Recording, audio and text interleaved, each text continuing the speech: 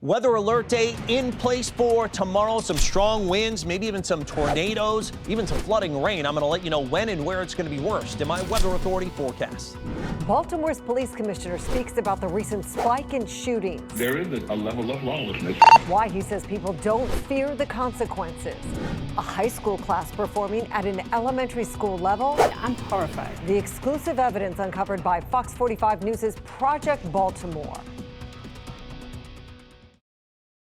The police budget front and center at City Hall tonight. To that end, I'm going to start off this evening by giving a very broad overview of the BPD's budget. The questions from City Council members: does the BPD deserve more taxpayer funding?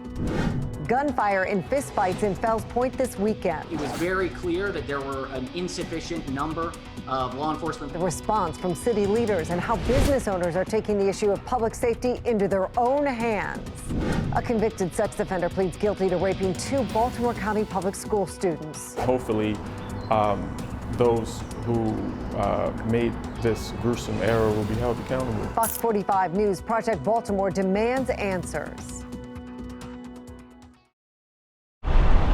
It has been nearly 6 months since Mayor Brandon Scott and Council President Nick Mosby took office. Back then, it was all smiles and compliments.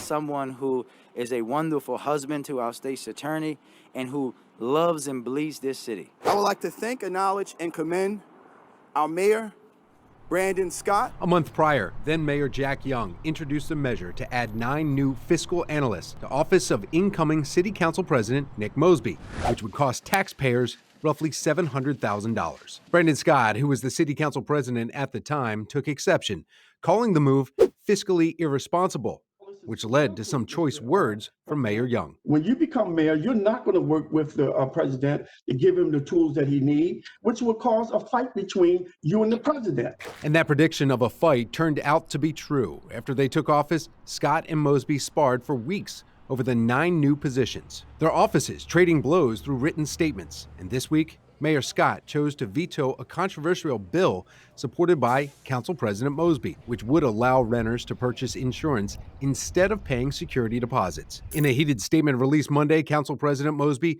called the veto modern-day redlining and accused the mayor of perpetuating structural racism. From day one, the mayor and the council president, unfortunately, have started their squabbling, have started angling for primacy. Former mayoral candidate Dhruv Vignarajah says the feud between the mayor and council president is a hallmark of traditional politics, something Baltimore needs to get away from. This was not about what's best for the people. It's routinely about what's best for their political careers. Unfortunately, this particular bill just became the latest political football in the rivalry between these 2 career politicians. While dealing with the fallout of last week's Inspector General report, City State's Attorney Marilyn Mosby was hit with another controversy, this time about her campaign finances. In Maryland, there are 2 cash balances that appear on a campaign finance report. One is the cash balance you report, the other is the cash balance the state expects you to have based on donations and expenses. As first reported by the Baltimore Brew, Mosby's latest cash balance was about $20,000 less than what the state expected her campaign to have. After the Brew report, Marilyn Mosby's campaign amended its cash balance, saying the discrepancy was due to a software error. Last year, Marilyn Mosby's husband, Nick Mosby, then a candidate for city council president, faced a similar problem. Fox 45 News discovered a near $100,000 difference between Nick Mosby's reported campaign balance and the balance expected by the state. Within an hour of a Fox 45 News report, the Nick Mosby campaign filed 3 amendments to its finance filings, almost erasing the deficit and saying the issue was an oversight. The fact that you have 3 amended reports filed on one night is unusual to say the least. It kind of raises some questions about, why is there different information on each amended report from what was originally filed. Some experts are concerned about whether Baltimore City voters are getting accurate information. Baltimore voters have a right to accurate and prompt information about how local candidates are raising and spending money. If you look beyond the inner harbor in Baltimore, there are signs of problems that start to emerge. Some homes are falling off their foundations, trash is piling up in alleyways, and homeless encampments exist. According to the nonpartisan watchdog OpenTheBooks.com, Baltimore received $1.1 billion from the federal government for nonprofits and businesses between 2015 and 2018. That's enough money to give every family of 4 in Baltimore a $7,000 check. Baltimore needs effective, targeted policy to the people who have real needs. Adam Andrzejewski is the founder of OpenTheBooks.com. He says money won't make Baltimore better if elected officials don't use it wisely. The culture of profiteering off of public policy problems needs to stop.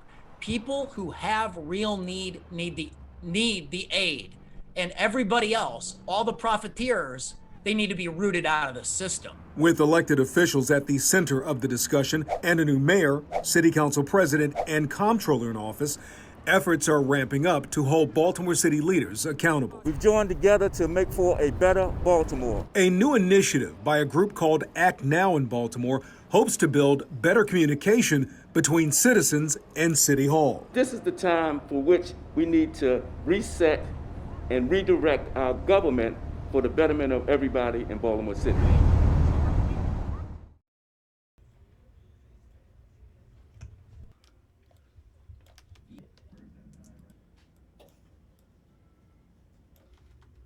And we also think